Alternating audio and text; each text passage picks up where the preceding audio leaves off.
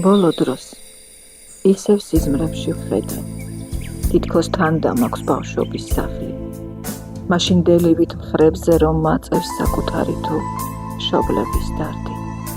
მიყვარს პატარა სახლების ხატვა, სადაც ზამთარი თამამად მღერის.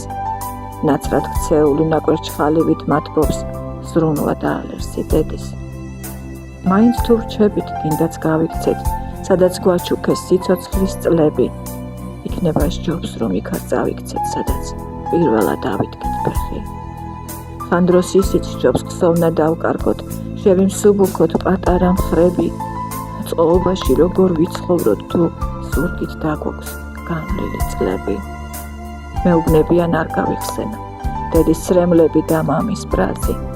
მაშინ სიზმარშიც აღარ მარჩვენოთ ის უსაფრული ბავშვი.